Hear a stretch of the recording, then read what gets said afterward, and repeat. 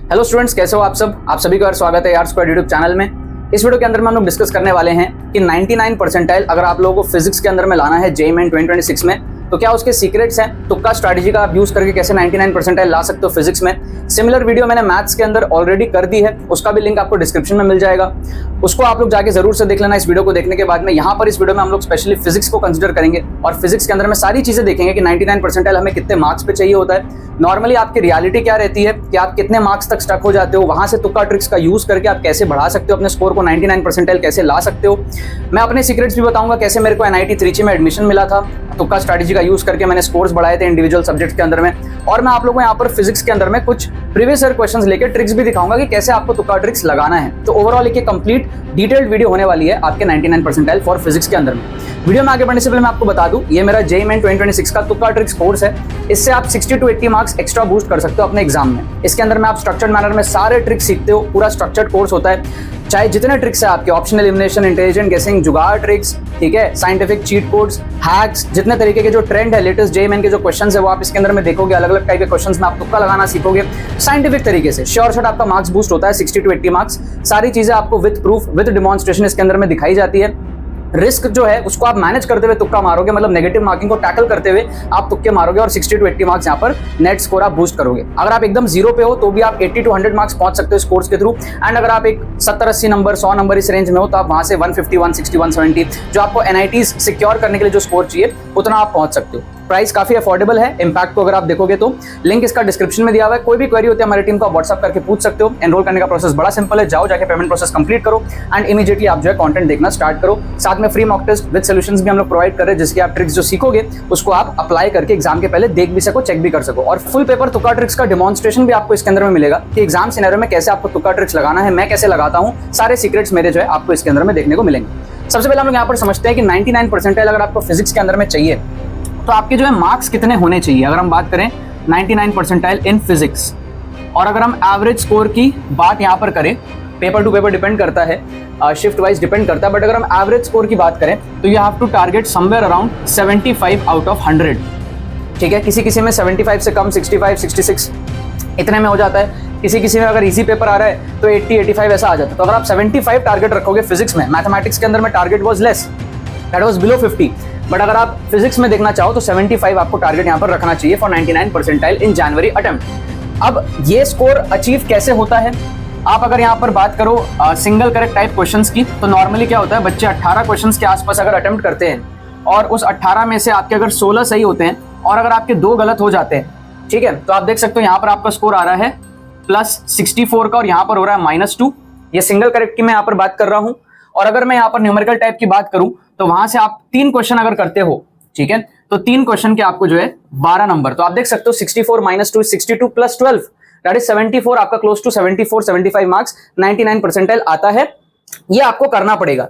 अब आप सोच के देखो कि 20 क्वेश्चन आपको अटेम्प्ट करने हैं, ठीक है, सिंगल करेक्ट में, उसमें से आपको 18 अटेम्प्ट करने हैं, ठीक है, मतलब आपके पास मार्जिन बहुत कम है। 18 अटेम्प्ट करना बहुत डिफिकल्ट हो जाता है, उसमें से 16 सही भी करने हैं बहुत डिफिकल्ट हो जाता है। न्यूमेरिकल में भी 3 क्वेश्चन करना जनरली बच्चों के लिए डिफिकल्ट होता है, जब भी तो इस पे 99 परसेंटाइल बनती है। 99 परसेंटाइल का मतलब क्या है कि 99% बच्चे इस चीज को अचीव नहीं कर पाते हैं। तो आप भी जितने सारे स्टूडेंट्स इस वीडियो को देख रहे हो, मेरी बातों को सुन रहे हो, बहुत हाई चांसेस है कि आप में से 99% लोग जो है इस चीज को अचीव नहीं कर पाएंगे। तो रियलिटी चेक आपके लिए होना बहुत ज्यादा जरूरी है कि भाई आप कितना कर सकते हो, तब आप इस स्कोर तक पहुंचोगे। हवा में अगर आप सोचोगे कि मैं तो कर लूंगा, कोई लॉजिक नहीं उसके पीछे। तो एक्चुअल में रियलिटी क्या होती है ना स्टूडेंट्स की, वो मैं आपको बताता हूं। नॉर्मली स्टूडेंट्स 10 क्वेश्चन यहां पर जो है श्योर शॉट कर पाते हैं। आप अगर मॉक टेस्ट वगैरह देकर के देखोगे, आप में से मेजॉरिटी स्टूडेंट्स की जो है ये कंडीशन रहेगी कि आप 10 क्वेश्चन सिंगल करेक्ट में से श्योर शॉट कर पाओगे, जिससे कि आपकी जो है 40 नंबर बनेगी। ये 10 एकदम अच्छे क्वेश्चन होंगे जो आपको पता होगा कि हाँ ये मैं सही कर रहा हूं एकदम, ठीक है।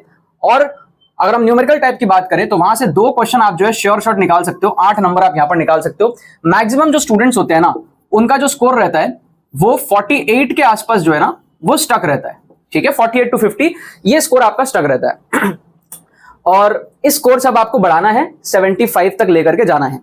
मैं आपको बताता हूं मेरे सिचुएशन में, जब मैंने एग्जाम दिया था जेईई मेन का और मेरा ड्रॉप ईयर था 2017 के अंदर में, मैंने तीनों ही सब्जेक्ट्स में तुक्का ट्रिक से अपना स्कोर बढ़ाया था। मैंने आप लोगों को बताया है कि मुझे एनआईटी त्रिची जो है उसमें एडमिशन मिला था और मैंने तुक्का स्ट्रैटेजी का यूज करके अच्छे खासे नंबर बढ़ाए थे। तो मेरा जो मार्क्स आया था ना, वो अगर मैं आपको बताऊं फिजिक्स में 65 था केमिस्ट्री में 65 था और मैथमेटिक्स में 45 था, ठीक है, और तीनों ही सब्जेक्ट में मैंने स्कोर बूस्ट किया था।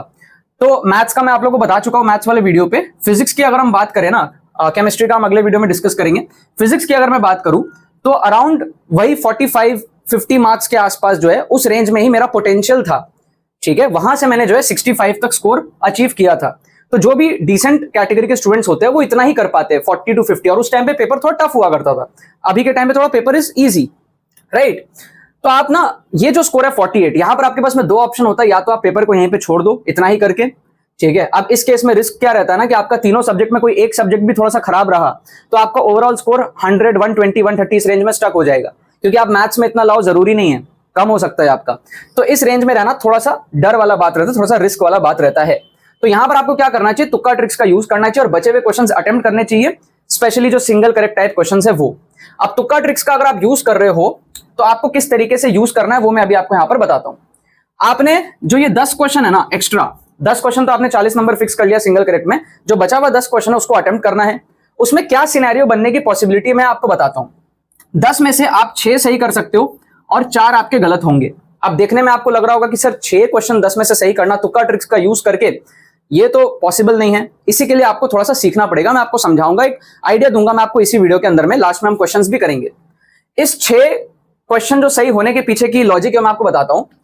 10 में से 3 क्वेश्चन तो आपके ऐसे होंगे ना जो आपके एकदम श्योर शॉट वाले तुक्का ट्रिक्स लगेंगे। तुक्का ट्रिक्स भी दो टाइप के होते हैं, एक जिसमें 100% एक्यूरेसी रहती है, एक जिसमें 40-50% या 30% एक्यूरेसी रहती है, जिसमें हम इंटेलिजेंट गेसिंग करते हैं, ऑप्शन एलिमिनेट करते हैं, वो सारी चीजें।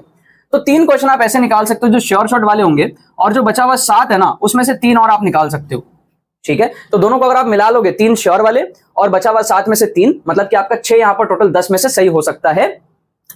और जब आप ये चीज कर लोगे, जब आप तुक्का ट्रिक सीख लोगे, तो न्यूमेरिकल टाइप में है जो आप वहां पर भी एक क्वेश्चन और एक्स्ट्रा कर लोगे तुक्का ट्रिक से ऑन एन एवरेज। तो न्यूमेरिकल टाइप में भी हम एक और एक्स्ट्रा क्वेश्चन कंसीडर करेंगे, मतलब न्यूमेरिकल में हम 4 नंबर का एडिशन पकड़ रहे हैं, और यहां अगर आप देखोगे तो 6 4 जा 24 माइनस 4, आप देख सकते हो यहां पर टोटल आपके पास में जो है 24 माइनस 4 20 प्लस 4, ठीक है।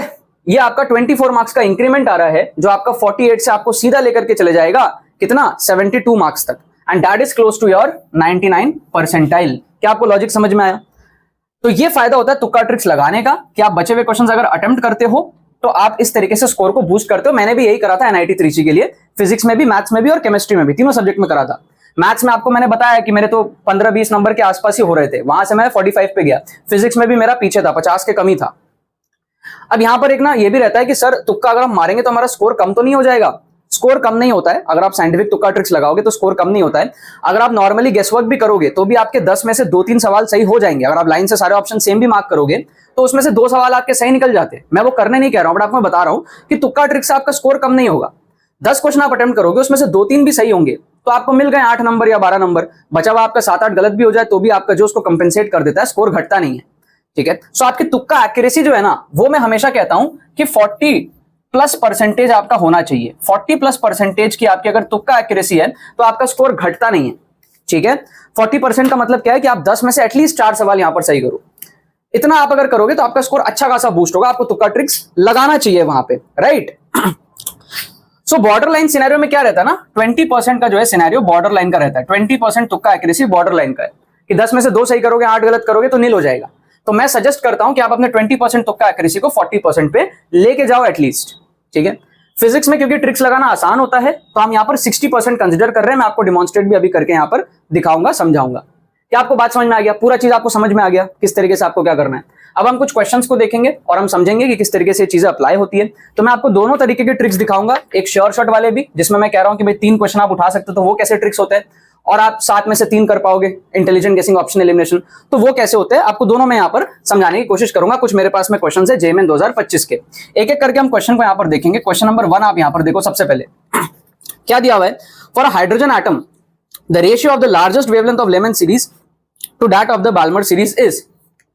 अब यहां पर मान लो आपसे क्वेश्चन सॉल्व नहीं हो रहा है, सपोज कर लो ये उस कैटेगरी में जो 10 क्वेश्चन आपके छूट रहे हैं ना, सपोज कर लो उस कैटेगरी में है, तो आप यहां पर क्या कर सकते हो, गेसवर्क कर सकते हो। कैसे हम गेसवर्क करेंगे ये हम समझते हैं।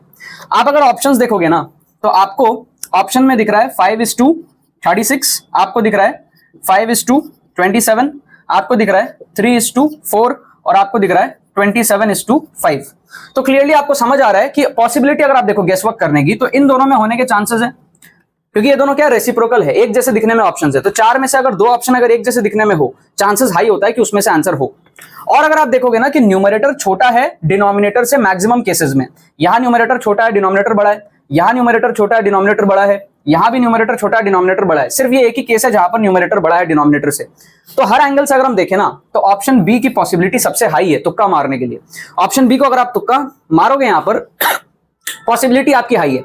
तो क्या हुआ ना, आपने एक छोटा सा थॉट दिया इस क्वेश्चन में तुक्का मारने के पहले, ज्यादा टाइम नहीं लगा, 5-10 सेकंड लगा। थोड़ा सा एक थॉट जब आप दे देते हो ना तो आपकी जो रैंडम गेसिंग की एक्यूरेसी 20-25% रहती है, आप उससे बढ़ करके 35-40%, 50% तक पहुंच जाते हो।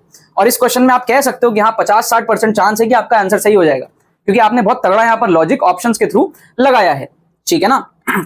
तो इस क्वेश्चन का आंसर हमारे पास में क्या है, ऑप्शन बी है। आप इसको सॉल्व भी कर सकते हो, बट अगर नहीं कर पा रहे हो तब ट्रिक लगाना है। सेकंड क्वेश्चन आप यहां पर देखो, आप यहां पर क्या ट्रिक लगा सकते हो, इसमें मैं आपको समझाता हूं कि भाई हम कैसे अप्रोक्सीमेशन ट्रिक लगा सकते हैं। आपको क्या दिया हुआ है, रॉड ऑफ लेंथ है 5L का और बेंड किया गया है, एक तरफ 2L आपको दिया हुआ है, एक तरफ आपको 3L दिया हुआ है। अब ऑब्वियस सी बात है कि भाई 2L जो है उसमें मास आप पकड़ लो 2 kg और 3L की जगह आप मास उसी रेशियो में पकड़ लो 3 kg का। और आपको पता है सेंटर ऑफ मास क्या होगा, मिडिल में होगा दोनों के लिए। तो बेसिकली होने क्या वाला है बेसिकली, ये मान लो मेरा x एक्सिस है, मान लो मेरा y एक्सिस है, ठीक है ना। तो मैं मान लेता हूं कि ये मेरा लेट्स से 1 है, ठीक है 1। तो यहां पर क्या हो जाएगा, एक हो जाएगा 1, एक हो जाएगा 2, ठीक है, अंदाजे से आप समझ लो।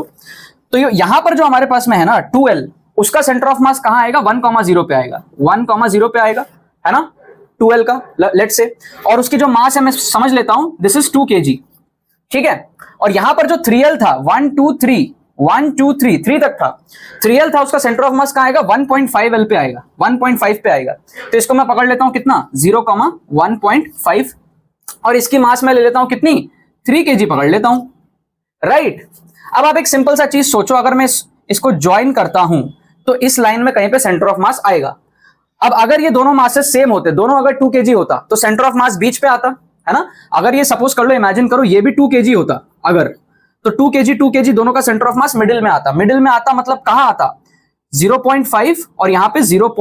समझ रहे हो आप, 0.75 कहीं मिडिल पे यहां पे आता आपका सेंटर ऑफ मास, अगर दोनों मासेस सेम होता तो, ठीक है। एक्स में भी सेंटर 1 का सेंटर 0.5 और y में भी 1.5 का सेंटर 0.75 होता। बट क्योंकि ये 2 kg है और ये 3 kg है, ये 2 kg तो नहीं है तो 3 kg है, तो मास थोड़ा सा ज्यादा है तो सेंटर ऑफ मास थोड़ा सा शिफ्टेड होगा। सेंटर ऑफ मास थोड़ा सा इस तरफ शिफ्टेड होगा तो आप इमेजिन कर सकते हो कि सेंटर ऑफ मास यहां पे कहीं पे होगा।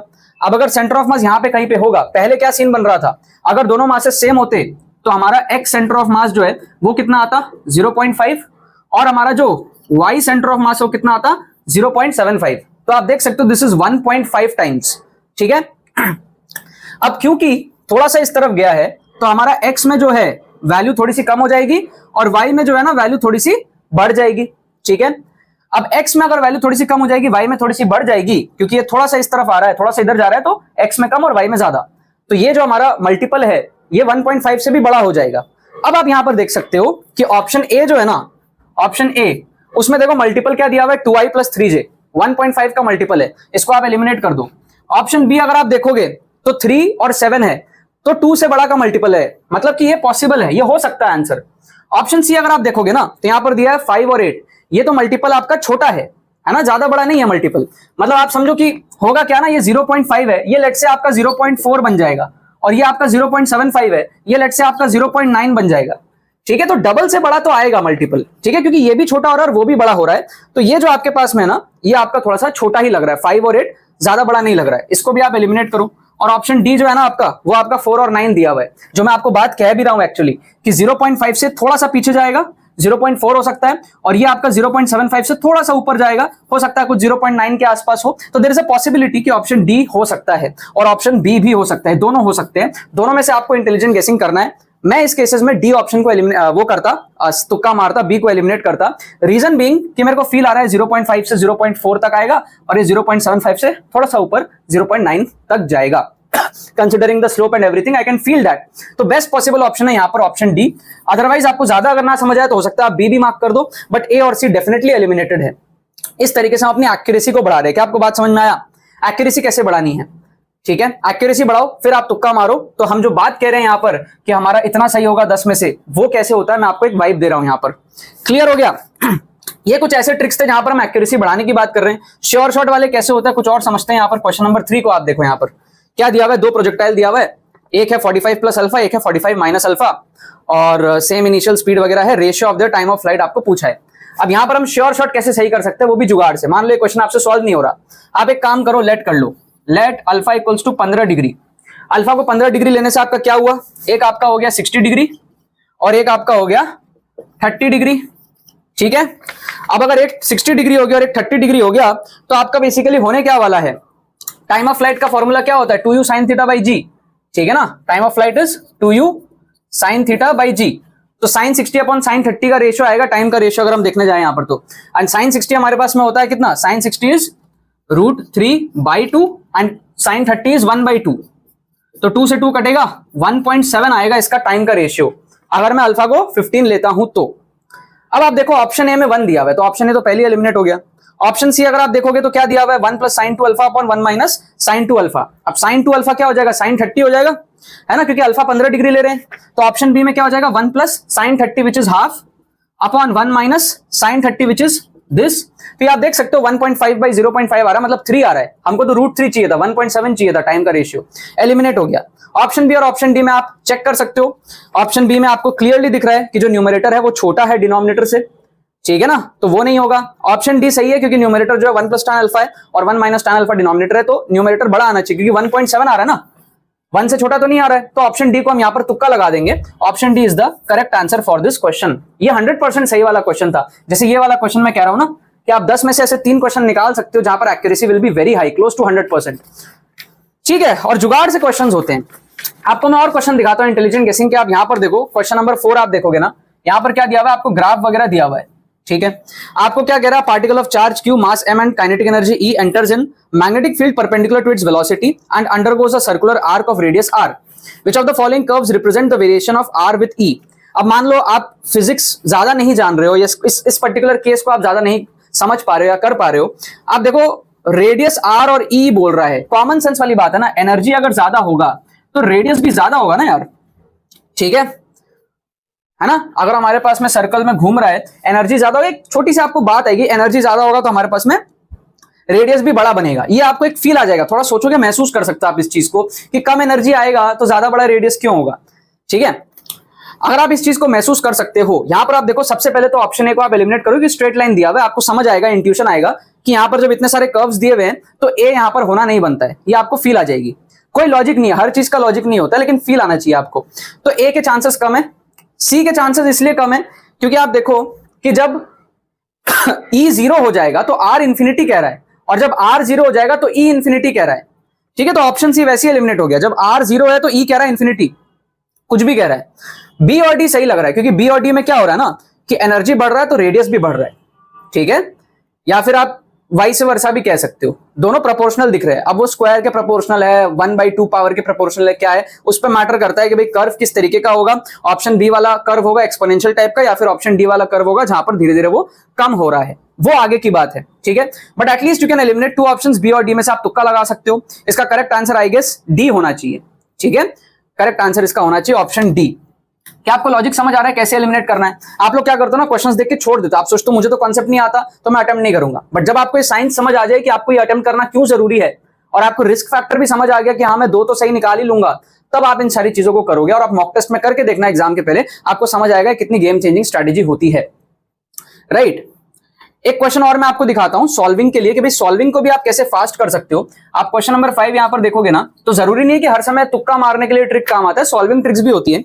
यहां पर अगर आप देखोगे कि एनर्जी डिफरेंस आपको बोल रहा है सेकंड एक्साइटेड स्टेट और ग्राउंड स्टेट के बीच में 108.8 का atomic number of the ion आपको बताना है। अब आप लोग क्या करते हो ना, पूरा एक्चुअल तरीके से सॉल्व करने लग जाते हो कि भाई आप फॉर्मूला ही लगाने लग जाओगे, -13.6 z स्क्वायर, है ना, 1/n1 स्क्वायर -1/n2 स्क्वायर, आप पूरा फॉर्मूला लगाने यहाँ पर बैठ जाते हो। थोड़ा कैलकुलेशन को भी आप फास्ट कर लो, आपका ये बोर्ड एग्जाम नहीं चल रहा है। ठीक है, आप Z को एक बार भूल जाओ, आप सोचो हाइड्रोजन ही है। अगर हाइड्रोजन रहता है तो क्या होता है हमारे पास में, जब हाइड्रोजन रहता है तो सबसे पहले क्या होता है -13.6, उसके बाद क्या होता है -3.4, उसके बाद क्या होता है -1.5 के आसपास आता है ना। हमारे पास में क्या है -13.6/n स्क्वायर, n की वैल्यू 1 डालोगे -13.6 आएगा, n की वैल्यू 2 डालोगे आप तो -13.6 by 4 -3.4 आएगा, और n की वैल्यू अगर आप 3 डालोगे तो आपका -1.5 समथिंग आएगा। तो क्योंकि सेकंड एक्साइटेड स्टेट की बात कर रहा है, मतलब n इक्वल्स टू 3 की बात कर रहा है और n इक्वल्स टू 1 हमारे पास में है, इन दोनों के बीच में गैपिंग क्या होगी, रफली कैलकुलेट करो। अगर ये -13.6 है और ये हमारे पास में -1.5 है, तो जो गैपिंग आएगी वो रफली 12 की आएगी, ठीक है, for the case of hydrogen, ठीक है। अब जब ये रफली 12 की आएगी तो सीधा 12z² कर दो 108 से, रफ कैलकुलेशन करो, 0.8 लेने की जरूरत नहीं है, एग्जैक्ट कैलकुलेट करने की जरूरत नहीं है, रफली 12 ले लो। ये -13.6 रहता है एनर्जी, ये -1.5 रहता है एनर्जी, तो गैपिंग कितनी आएगी, रफली 12 की आएगी। अब आप z² से मल्टीप्लाई कर दो, ये पूरा हमने अवॉइड कर दिया है, पूरा फ्रैक्शन वाला कैलकुलेशन। अब आप z² से मल्टीप्लाई कर लो तो आपका जो है 9 के आसपास आएगा, रफली 3 के आसपास आएगा, 3 ऑप्शन में है, बस करेक्ट आंसर हो जाएगा। ऑप्शन डी आपका यहां पर करेक्ट होगा, क्वेश्चन नंबर 5, ठीक है।